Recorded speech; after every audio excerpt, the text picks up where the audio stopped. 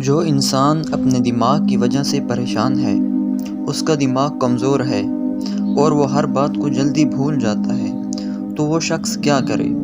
السلام علیکم سامعین، ایک بار پھر ہم آپ کے لیے ایک نیو ویڈیو کے ساتھ حاضر ہیں۔ یہ واقعہ ہے حضرت ادریس علیہ السلام کا۔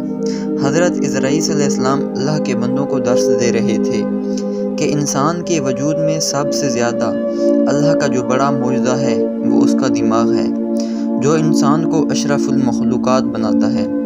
تو کسی نے عرض کیا، اے اللہ کے نبی، میرا دماغ کم ہے، چیزوں کو بھول جاتا ہوں، جو کام کرنا چاہتا ہوں اس میں دل نہیں لگتا۔ بس جیسے ہی یہ پوچھا گیا، اللہ کے نبی حضرت ادریس علیہ السلام نے فرمایا، 2 کام کیا کرو، غیب سے تمہارے دماغ کو طاقت ملے گی۔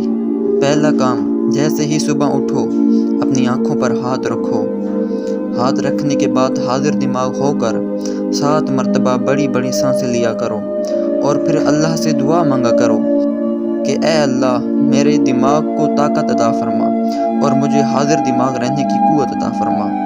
دوسرا، جب بھی رات کو سویا کرو تو سر پر ہاتھ رکھ کر اپنے اللہ سے گزارش کیا کرو کہ اے اللہ، میرے دماغ میں ہر اس چیز کو نکال دے کہ جو میری کامیابی کی رکاوٹ ہے، میرے دماغ میں ہر اس چیز کو ڈال دے جو میری کامرانی کا سبب بنے۔